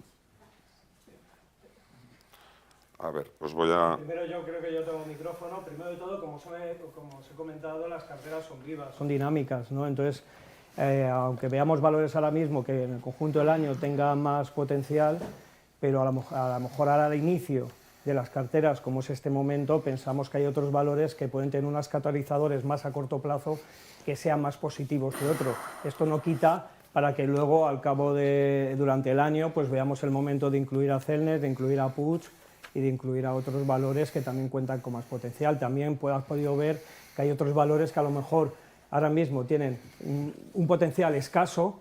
También desde que hicimos el documento hasta ahora, incluso algunos lo han reducido, pero nosotros pensamos que ahora mismo en el corto plazo son valores para estar e iniciar el año, por lo menos este momento. Luego a lo mejor en enero ya los modificamos y sacamos esos valores y metemos otros, pero bueno, de todas maneras os pueden dar un poquito más, te puede dar un poquito más detalle cada uno de los analistas que cubre el valor. ¿Quién de vosotros quiere empezar? Hola, buenos días. Bueno, con respecto a Celnex, la verdad es que el potencial es muy alto y sí que lo que no estamos viendo es momentum en el valor. Lleva un año bastante débil en comparación con el resto de compañías y esto nos hizo hace no demasiado sacarla de las carteras, la hemos tenido. Entonces sí que está pesando el tema de la consolidación del espacio de telecomunicaciones en Europa, que podría tener ciertos efectos en cuanto a la generación de ingresos a futuro. Nosotros creemos que es limitado el efecto que podría tener, depende un poco también de la zona exacta donde se desarrolle esta consolidación. Y luego creemos que también está pesando el tema de los satélites, ¿no? La telecomunicación vía satélite está creciendo con mucha fuerza, sobre todo en la parte de América, que a Celnex no le afecta. Es verdad que en Europa tenemos una densidad de población muy alta y esta tecnología todavía no alcanza para sustituir a las torres, algo que creemos que no pasará. Creemos que son negocios complementarios uno al otro y que a futuro pues, podríamos ver cómo se complementan, ¿no? Valga la redundancia. Entonces, el potencial es alto y, como ha dicho César, pues es previsible que de cara a futuro, cuando empiece a coger algo más de tracción el valor, pues podamos incorporarlo a nuestras carteras. Sí, con respecto a Puig, pues igualmente la verdad es que es un valor que creemos que está muy castigado desde su salida a bolsa, pero que nos gusta. Creemos que cotiza con un descuento muy excesivo frente al sector, frente a sus comparables. Sí que es cierto que ha tenido un par de baches en sus resultados con la retirada de aquel producto de Charlotte Tilbury el año pasado, luego cierta rebaja de la guía que posteriormente pues reafirmó, y bueno, la verdad es que la compañía vuelve a estar creciendo. Había dudas respecto al sector de la belleza y respecto al sector del lujo, que parece que este cuarto trimestre está remontando y vuelve a tener tasas de crecimiento relativamente saludables. No la tenemos en cartera precisamente porque creemos que estos sectores de la belleza y del lujo todavía les faltan ciertos catalizadores, como hemos visto antes, pues por ejemplo, el impulso de China. Creemos que todavía va a tardar en recuperarse. Entonces, bueno, pues todavía pensamos que catalizadores para recuperar un crecimiento elevado vamos a tardar en verlo. Sí que es verdad que tiene una presentación, un plan estratégico esperada para el mes de abril. Todavía no hay fecha concreta y podría ser uno de ellos, pero bueno, pues todavía hasta el mes de abril tenemos dudas de que vaya a haber catalizadores muy relevantes más allá de ese descuento que consideramos excesivo. Javi, Colonial. Javier. No, yo añadiría que aunque todos esos valores los hemos tenido en la cartera y aunque creíamos que tenía mucho potencial y que eran buenos valores para tener en cartera, nos dábamos cuenta que el mercado no nos estaba dando la razón. Y a veces tampoco se trata de ser el más cabezota y pensar que nosotros solo tenemos la razón y el mercado se está perdiendo algo, ¿no? Y como ha dicho César, cubrimos muchos valores y vemos otros con potencial, pues a veces también sacamos uno en el que el mercado no nos está dando la razón en ese momento para meter otro que creemos que lo puede hacer igual de bien, ¿no? Y en ese entretiempo pues volvemos a revisar la valoración y vemos si es verdad que el mercado tiene razón o somos nosotros y ya pensaremos si lo volvemos a meter o no.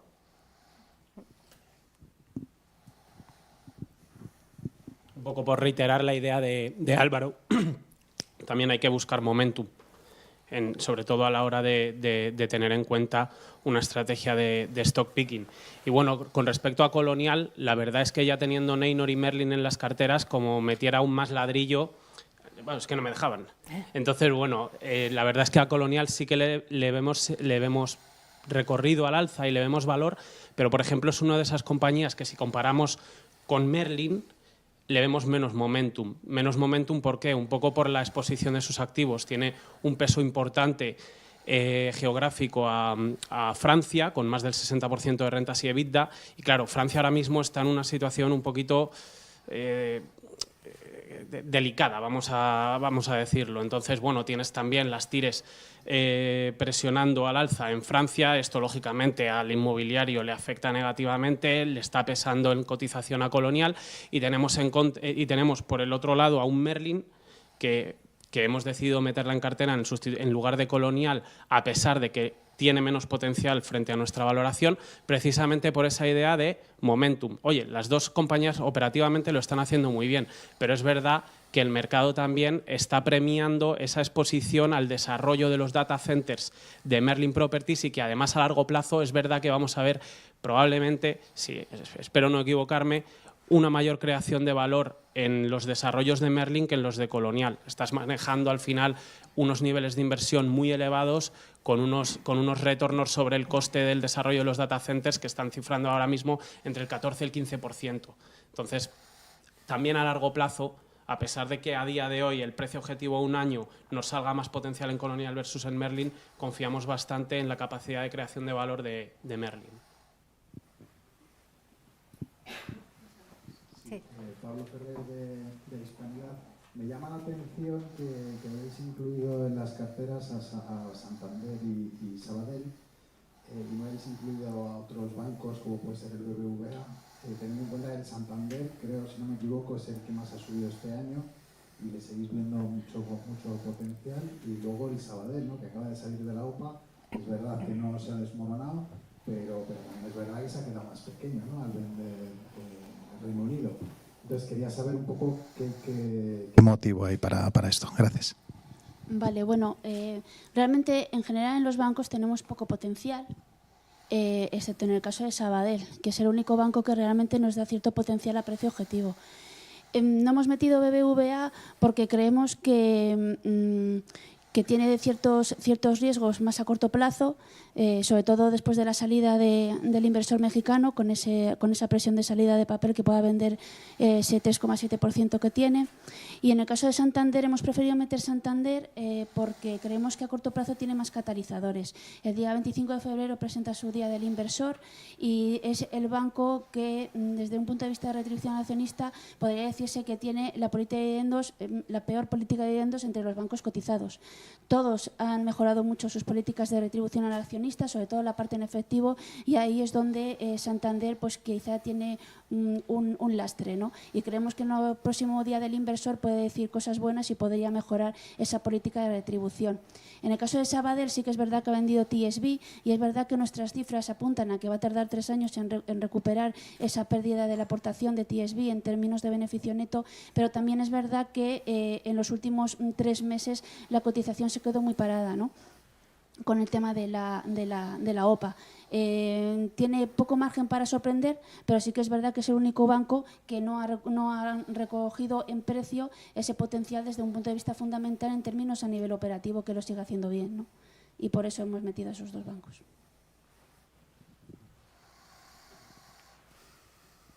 Buenas, Sergio Fernández, del Economista. Un poco en la misma línea, ¿por qué veis prima en AENA? BBVA más o menos te lo habéis contestado. Y a lo mejor también para Javier, si no está descontado ya en el precio que los costes de financiación o que los tipos del BCE van a estar estancados en el 2% los próximos 12 meses por lo menos.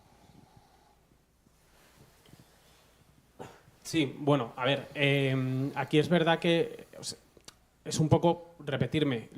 Es cierto que ahora mismo las valoraciones deberíamos ver cierta estabilidad, o en un contexto de estabilidad de tipos las valoraciones van a crecer por incremento operativo. Entonces, bueno, como todavía tienes ese contexto de inflación y es verdad que los activos que tienen tanto Colonial como Merlin están ligados a inflación, pero no es que solo estén ligados a inflación, es que como son activos muy dominantes y son activos en ubicaciones muy prime, tienen la capacidad de conseguir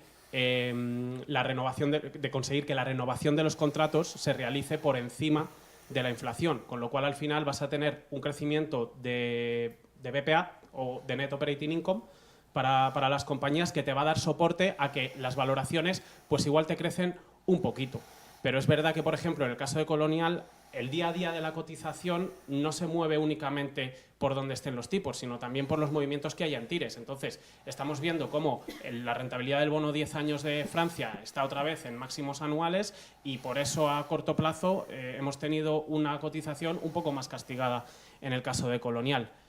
No sé si con esto más o menos... Sí, con respecto a AENA, la verdad es que es un valor que los activos que tiene nos gustan mucho, está muy bien gestionada, genera muchísima caja, pero también es verdad que creemos que está por encima del precio justo, ¿no? O sea, digamos que tiene por delante varias situaciones. O sea, primero es la evolución del tráfico aéreo. Hemos visto cómo este año ya se ha ralentizado. Vamos a ver los próximos años. En principio, si la economía sigue tirando, el tráfico aéreo seguirá funcionando bien, pero no le vemos mucho margen para acelerar, ¿no? Entonces, eso habrá que conjugarlo también con el ciclo inversor que tiene por delante, ¿no? Se ha aprobado unas inversiones muy potentes de cara a ampliación de los aeropuertos, y esto tiene que ver también con el siguiente periodo regulatorio y cómo van a evolucionar las tarifas. Entonces, teniendo unas hipótesis, en cierta manera, no demasiado conservadoras, pero tampoco muy optimistas a nivel de tarifas, pues bueno, creemos que está bastante ajustado ya la cotización, está en unos niveles muy exigentes y no le vemos potencial a largo plazo. Un segundo. Por reforzar un poco la idea también respecto a las inmobiliarias. Es verdad que también el hecho de que los tipos tengamos una visibilidad de más o menos estabilidad, en compañías tan apalancadas como las Socimis también te da tranquilidad por el lado de balance, especialmente cuando no están excesivamente apalancadas, como es el caso de Merlin Properties. Y aparte, en Merlin Properties, vuelvo a repetir, confiamos bastante en la creación de valor paulatina del tema de los data centers. Los data centers al final, por ejemplo, ahora en el cuarto trimestre, comienza la consolidación de más megavatios.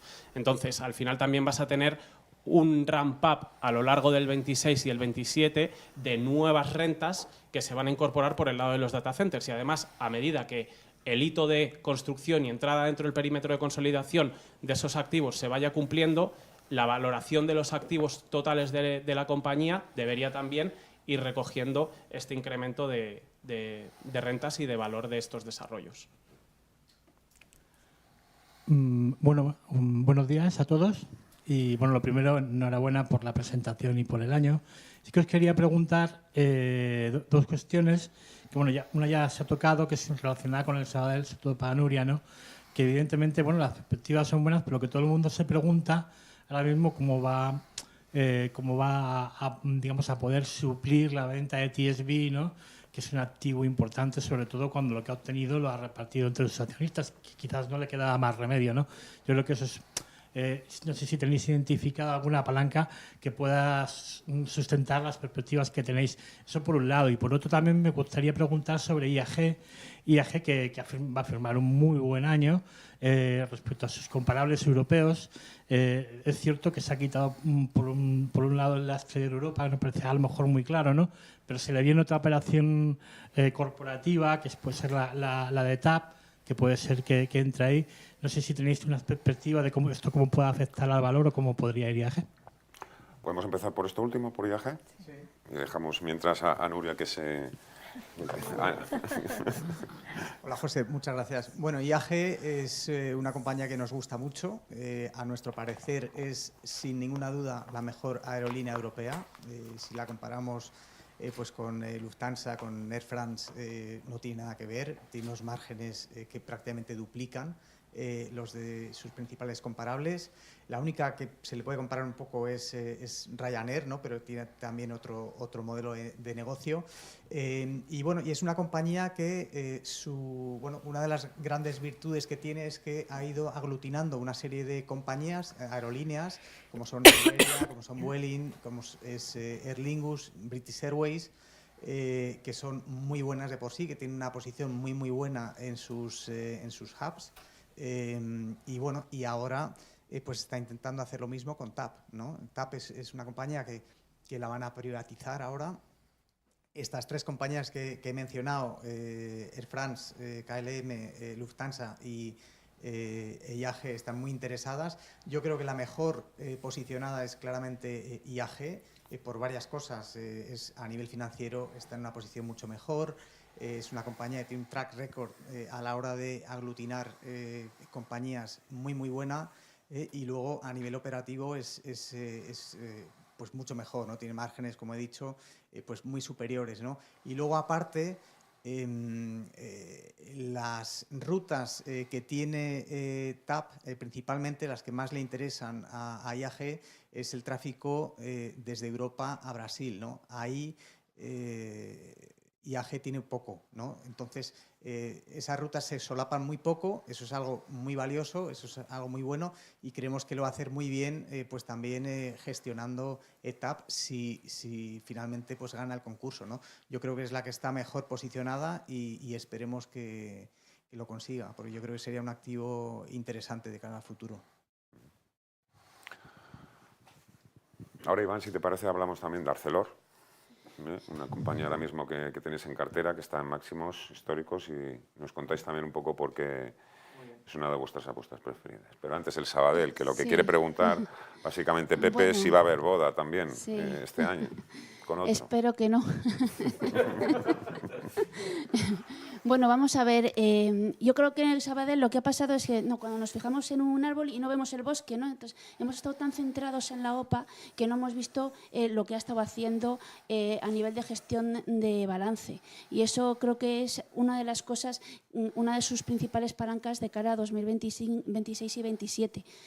Ha hecho una gestión del balance desde un punto de vista de riesgo muy importante en la parte de España, ¿no? Sobre todo en el tipo de mix de crédito que está concediendo, aparte de que ha conseguido volver a impulsar el ritmo de crecimiento de la concesión.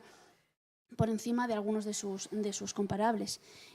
Y luego también otra parte importante es la gestión de la parte de margen de intereses y lo que es el mix de su cartera de depósitos, ¿no? Ha sido un banco que siempre le ha presionado mucho el incremento del costo de los depósitos mayoristas y ha hecho una gestión de todo lo que es la parte de financiación mayorista también muy importante, que le ha permitido manejar muy bien ese margen de intereses, lo que es solamente en la parte del negocio España ex-TSB, ¿no? Entonces yo creo que eso el mercado no lo ha perdido un poco de vista, porque nos hemos estado centrando tanto en la OPA. Ya he dicho antes, va a necesitar 2 años para conseguir, si acertamos en las estimaciones, evidentemente, para conseguir generar un beneficio neto en 2027 equivalente al de este año 2025 con ese cambio de perímetro. Podemos hablar también de alguna empresa del mercado continuo, por ejemplo, de Día. Pablo, te lo digo porque bueno, lleva un carrerón, estamos hablando mucho de los bancos, evidentemente, pues bueno, en tamaño y en capitalización no tiene nada que ver, pero lleva un carrerón impresionante también, 150% de subida en el año. No sé si cuenta con el potencial, los fundamentales necesarios para que seguís apostando fuerte por ella. Sí, muchas gracias, Fernando. Efectivamente, la verdad es que lo ha hecho espectacular, ha sido un rendimiento extraordinario este año, pero creo que hay que ponerlo en contexto de dónde venía la compañía. Claro. Hay que tener en cuenta que hace apenas 3 años pues estaba poco menos que defenestrada. La compañía ha hecho una reestructuración completa de su negocio, tiene una propuesta de valor totalmente diferente y que nosotros creemos que es muy acertada, enfocada en la proximidad, enfocada en el producto fresco, que la verdad que el mercado, no solo el mercado bursátil, sino los clientes lo están valorando y se ve que está creciendo tanto a perímetro constante como en absoluto. Y la verdad que el plan estratégico de la compañía, que pasa por recuperar el crecimiento en España, pues creemos que es bastante, no diría conservador, pero lo va a hacer y probablemente es posible que hasta lo supere. Esto pasa pues por seguir creciendo por encima del sector y seguir incrementando márgenes. Además que la compañía viene de unas valoraciones pues muy por debajo de los que está cotizando el sector. Por tanto, creemos que hay potencial de un re-rating adicional que le lleve pues, a cotizar a múltiplos mucho más elevados. Y además creemos que en los próximos meses cuenta con unos catalizadores relevantes, no solo ya pues ir haciendo delivery, logrando estos objetivos que se fijó en el plan estratégico, sino, pues, por ejemplo, creemos que en los próximos meses podría refinanciar de nuevo la deuda, lo que liberaría un flujo de caja relevante, lo que le permitiría también pues,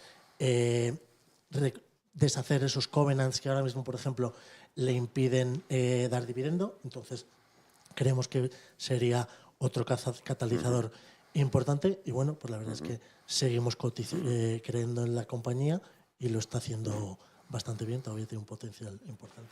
Si me dejáis también quiero preguntar por otro sector que está un poco olvidado, no quería utilizar una palabra mucho más dura, pero es el sector de energías renovables. Eduardo, la verdad es que un poco así, sin hacer mucho ruido y en silencio, ha tenido un buen año. Compañías como Solaria, como Green Energy, ¿no? También hay que ver de dónde venimos. Se ha puesto mucho detalle precisamente en la presentación de la estrategia el coste de la energía, ¿no? Toda la inversión en CAPEX o todo lo que cuesta poner o entrenar los modelos de inteligencia artificial, ¿no? Un poco el sector de renovables en España. ¿En qué punto está? ¿Continúa habiendo valor? Bueno, sobre si continúa habiendo valor, pues os pasa un poco como me ocurre con el resto de mis compañeros, que ya no vemos tanto potencial en las compañías. Entonces ahora mismo han tenido un año buenísimo y para el 2026 pues hay que ir con pies de plomo. Hemos tenido un año muy bueno, pero también porque veníamos de un 2024 que había sido pues terrorífico. En España ahora mismo es verdad que se hace mucho hincapié en la transición renovable, pero lo que no está acompañando es la demanda de energía hasta ahora. La tesis de electrificación de la economía, electrificación del transporte, de la industria, pues hasta ahora no se venía dando y es lo que parece que este año pues está empezando a cambiar. Después de, yo creo que llevamos ya casi 20 años que no crece la demanda de electricidad en España, este año parece que va a crecer tímidamente y podría ser la base de un crecimiento que podría acelerar. ¿Y qué es lo segundo que ha cambiado este año para haber tenido tan buen año? Pues las baterías.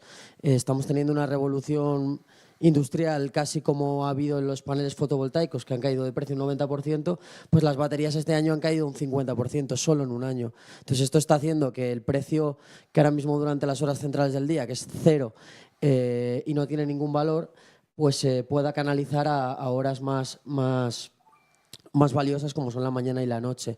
Entonces esto está mejorando mucho las perspectivas de rentabilidad para nuevos proyectos, se está volviendo a reactivar un poco la fotovoltaica en España y de cara al 26 pues yo creo que vamos a continuar con esta revolución de baterías, que sin duda va a ser el año de las baterías, y está por ver si la demanda de electricidad acompaña al sector. No sé si tenéis alguna pregunta más por allí, si no, también nos están transmitiendo la gente que está asistiendo a esta presentación online algunas preguntas. Tenemos pendiente el tema de Arcelor y como también Álvaro está al lado, también quería preguntar un poco por el sector farma. Vamos primero con Arcelor, si os parece. Sí, muy bien. Pues Arcelor es pues otra compañía que nos gusta mucho, ha estado en las carteras pues prácticamente todo el año, en 2025, y contamos con ella para el 26, a pesar de que pues ahora mismo pues no le vemos tanto potencial, ¿no? Lo que sí que creemos es que el flujo de noticias va a seguir siendo muy positivo, ¿no? Antes César mencionaba el cambio regulatorio que se va a producir en Europa para el sector del acero, y ese es el principal catalizador que vemos, ¿no? Está previsto que como muy tarde esta nueva regulación empiece a partir de junio, pero nosotros creemos que se podría adelantar, ¿no? Que cuanto antes mejor, ¿no? Y luego, pues no solamente en Europa va a mejorar la regulación, también en Brasil, que es un país en donde ArcelorMittal pues tiene una presencia importante, y también la India es el país que tiene unas perspectivas de crecimiento más altas de demanda de acero a nivel mundial, y es un país en el que ha estado invirtiendo muchísimo ArcelorMittal en los últimos años. Entonces, aquí también va a mejorar mucho la regulación. Hay que tener en cuenta que el sector acero hay una sobrecapacidad excesiva, sobre todo por parte de China, y este cambio regulatorio pues va orientado a gestionar pues mucho mejor la capacidad en el sector, ¿no? Entonces, nosotros creemos que el flujo de noticias va a seguir siendo positivo, y yo creo que pues es posible que tengamos pues nuevas revisiones al alza del precio objetivo. Y ya por ir terminando y poner punto y final un poco sector farma, porque aquí se han hablado de algunas compañías que les interesan a los compañeros que se han quedado más rezagadas en el año, como Puig, Celnex. No se ha hablado de Amadeus, ahí está red de ella, pero también, por ejemplo, tenemos Rovi. ¿Qué va a pasar con las Rovi, las Almiral, los Horizon Genomics y compañía? Bueno, el sector farmacéutico, el sector salud en general en Renta 4 siempre nos ha gustado mucho, porque vemos que es una tendencia estructural de largo plazo. Tenemos incluso fondos dedicados específicamente a este sector, y bueno, como te digo, es una tendencia estructural el crecimiento demográfico, sobre todo el envejecimiento poblacional, teniendo en cuenta que además el mayor gasto en salud de una persona pues sucede en los últimos años de su vida, pues está claro que va a seguir creciendo por encima del crecimiento económico medio de los países, ¿no? En España pues tenemos varias compañías, y es verdad que cada una pues tiene diferentes dinámicas, y unas lo hacen bien y otras mal, dependiendo de sus dinámicas específicas. Este año teníamos, por ejemplo, en cartera Almiral, que ha subido un 60%. En cambio, Rovi, pues este año tenía un año peor por el menor uso de las vacunas, de contratos que tuvo de años anteriores, y prácticamente no ha subido. Por eso es una que hemos añadido ya en los últimos meses, con la esperanza de que ya a años futuros sí lo haga mejor, porque está pues creando nuevos contratos, ha comprado una compañía en Estados Unidos, una nueva fábrica en Estados Unidos, ha avanzado con sus nuevas tecnologías y nuevos productos, y creemos que a futuro sí lo podrá hacer muy bien. Pero como te digo, cada una un poco, aunque esté en el mismo sector, este año todo el sector a nivel internacional y demás ha estado un poco rezagado, porque así como el miedo a aranceles, pues en otros sectores a partir de abril se fue difuminando, en el sector farmacéutico ha persistido hasta prácticamente después de verano, y desde entonces sí que las grandes farmacéuticas europeas pues han empezado a atraer más el interés de los inversores, y en España pues un poco va pues a la cola también, y sucederá lo mismo, yo creo. Muy bien, pues muchísimas gracias a todo el equipo de análisis y estrategia de Renta 4 por esta presentación, la estrategia 2026, y sobre todo espero que sigáis cosechando muchos aciertos, pero sobre todo que sigáis haciendo ganar dinero también a vuestros clientes, que es de lo que se trata. Y a todos vosotros, muchísimas gracias también. Ha sido un placer acompañaros en esta mañana. Ya sabéis que estamos a vuestra disposición por si tenéis alguna pregunta o queréis contactar con alguien del equipo a lo largo del día o de la mañana para resolver alguna cuestión o lo que queráis. Y por supuesto ahora podéis tomar también un agua o picotear un poquito para que se haga mejor el pase esta mañana. Muchísimas gracias a todos. Suerte. Adiós.